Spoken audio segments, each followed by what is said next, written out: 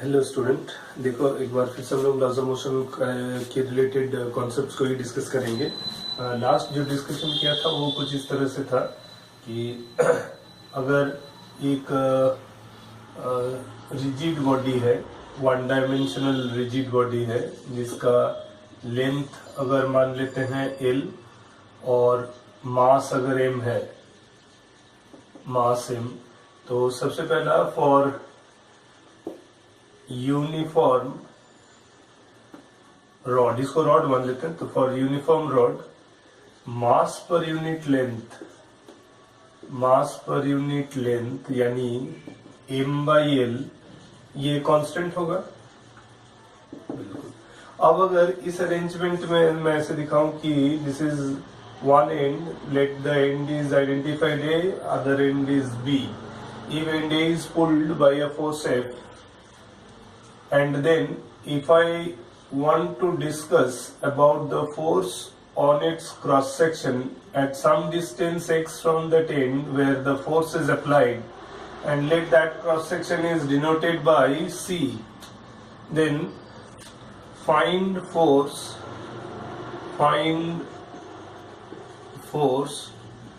on its cross section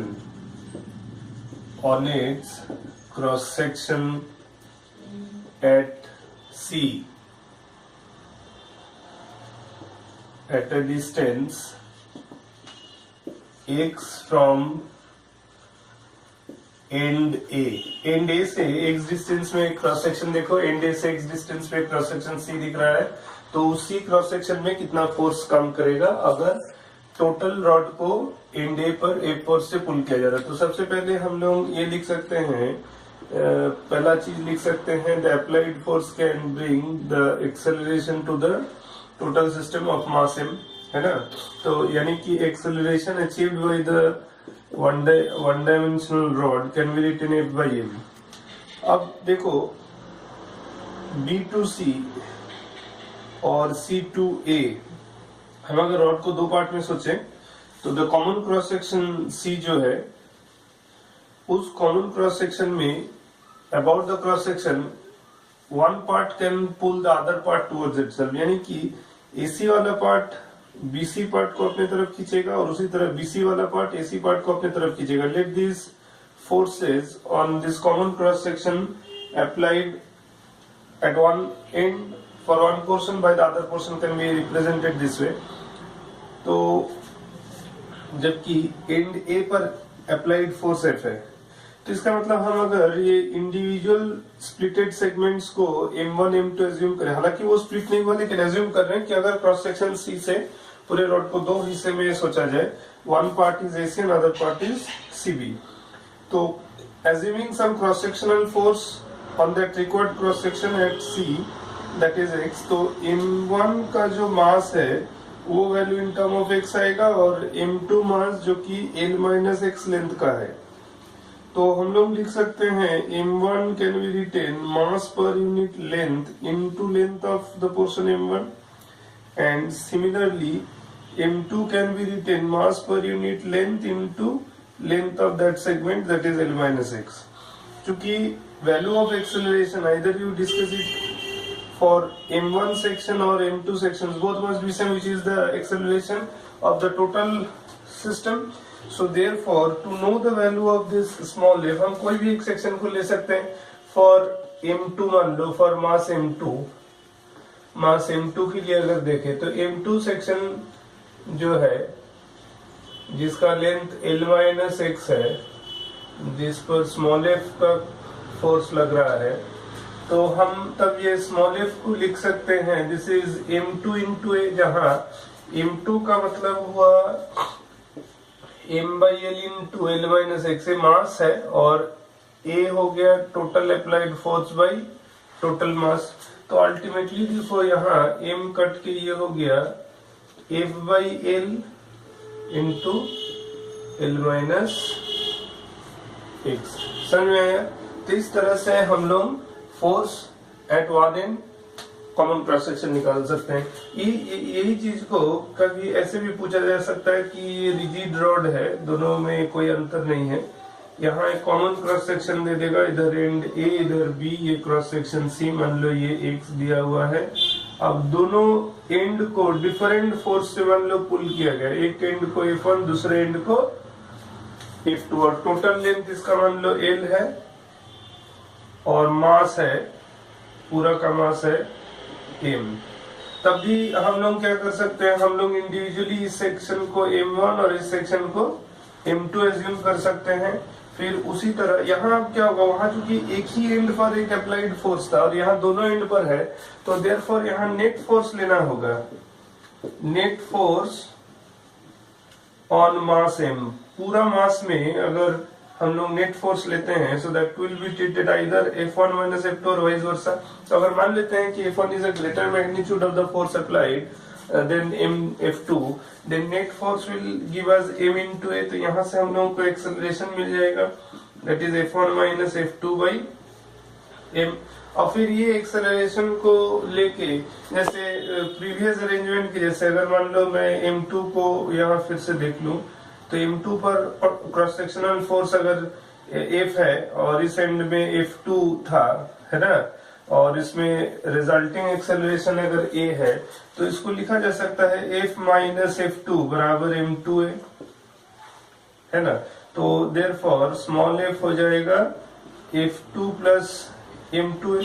अब value of अगर मैं ये इसमें डाल दो M2 a की जगह लिख सकता हूँ F1 minus F2 by m।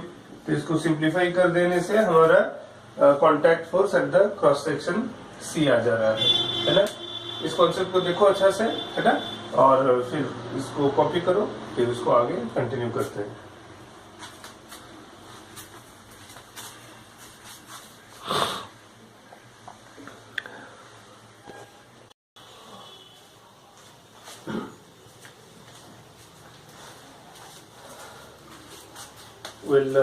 Let's continue. फिर देखो हम लोग जिस पोजीशन से कंटिन्यू कर रहे थे, अब हम लोग connected body system but unequal movement के बारे में बात करेंगे। जैसे मान लो एक सिचुएशन अभी हम लोग करेंगे कि अगर ये एक ब्लॉक है, ठीक है, अब पुली के साथ ब्लॉक सिस्टम पे चले गए, ऐसे इधर एक पुली है और वो इधर कनेक्टेड है, ये फिक्स्ड एंड है ना, दिस फिक्स्ड एंड, ये पॉइंट को ये अगर मान ले ये मास M है और अब इसको F फोर्स से पुल किया जा रहा है। तो देखो अब ऐसा है कि इसको अगर F फोर्स से पुल किया जा रहा है, तो यहाँ फ्री बॉडी डायग्राम करेंगे तो लाइट स्ट्रिंग में टेंशन T होगा, ठीक है ना। तो लाइट स्ट्रिंग में अगर टेंशन T है तो tension T can be shown this way, and this is the block whose weight mg acting downward और normal reaction from the ground is vertically upward. अब यहाँ देखो फ्री बॉडी डायग्राम से पुली के लिए लिखा जा सकता है F इक्वल्स टू 2T है। ये लाइट पुली है, being this is the light pulley. Light pulley के लिए हम लोग हमेशा क्या कर सकते हैं, बैलेंसिंग फोर्सेस का कॉन्सेप्ट ले सकते हैं। तो लाइट पुली में अगर बैलेंसिंग फोर्स सिस्टम है, ठीक है ना, लाइट पुली में बैलेंसिंग फोर्स सिस्टम है, तो अकॉर्डिंग टू दिस ये ऐसे हुआ। So therefore now T is the unbalanced force on the mass, so T equals to ma, और हम लोग T की जगह लिख सकते हैं दिस इज F/2। तो F/2 इक्वल्स टू ma, यानी कि F बराबर कितना हो जाएगा 2ma, ठीक है। यानी कि to bring the acceleration A, the applied force का जो मैग्नीट्यूड है यहाँ वो कितना है, 2ma है।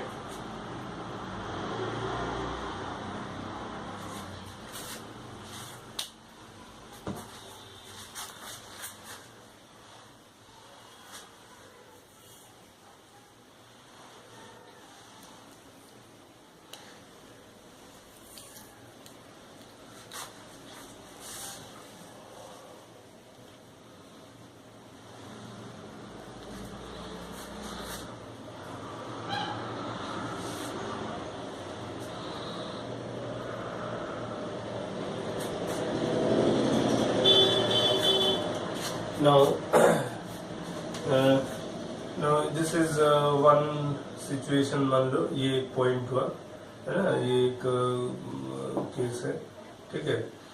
एक और सिचुएशन पे डिस्कस करते हैं। जैसे मान लो कि एक हॉरिजॉन्टल सरफेस में दो ब्लॉक अगर कनेक्ट करते हैं और दोनों ब्लॉक के बीच में डायरेक्ट स्ट्रिंग का कनेक्शन नहीं देकर कुछ इस तरह का कनेक्शन बनाते हैं, फॉर एग्जाम्पल लाइक दिस, है ना। यहाँ इसको फिक्स कर देते हैं, इधर ये पुली, इधर ये पुली। अब इसको अगर हम M1 और इस ब्लॉक को M2 मास अगर एज्यूम करते हैं, ठीक है, and then the block M1 is pulled with force F। अब अगर पूछते हैं कि find acceleration of M1 and M2, M1 और M2 का अगर एक्सेलरेशन पूछेंगे तो अब क्या होगा, देखो इस सिस्टम का फ्री बॉडी डायग्राम वाइज हम लोग क्या कर सकते हैं, लाइट स्ट्रिंग में टेंशन कैन बी एज्यूम्ड की, और एक ही सिंगल इनएक्सटेंसिबल स्ट्रिंग होने की वजह से टेंशन का प्रेजेंटेशन इस तरह से होगा, T will be through out.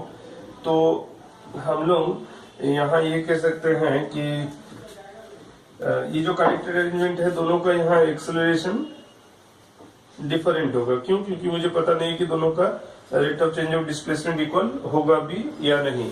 इसका कारण क्या है, कैसे समझेंगे ये बात?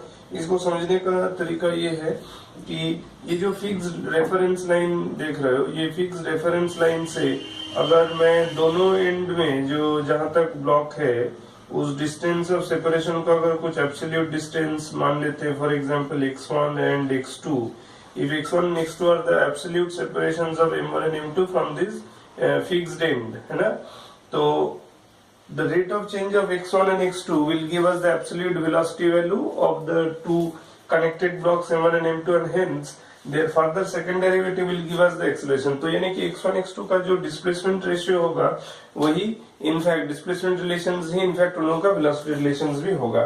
तो मान लो इसको हम लोग कहते हैं कि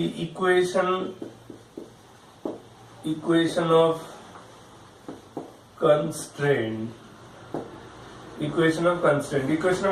से अगर मैं इसको सॉल्व करूं तो टोटल लेंथ को, if L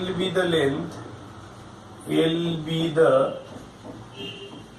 length of the string used, अगर जो string used हुआ है उसका लेंथ को अगर L मान लेते हैं तो हम देखो using the term x1 and x2 हम लोग इसको लिख सकते हैं 2x1 plus 3x2 that is equal to L, है ना। इसको अगर डिफरेंशिएट कर देते हैं, डिफरेंशिएटिंग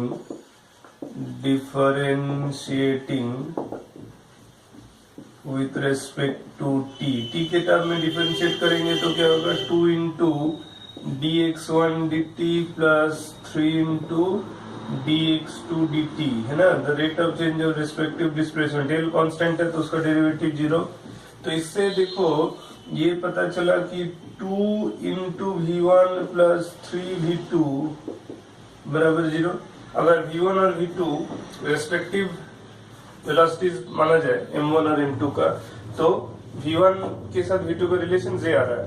तो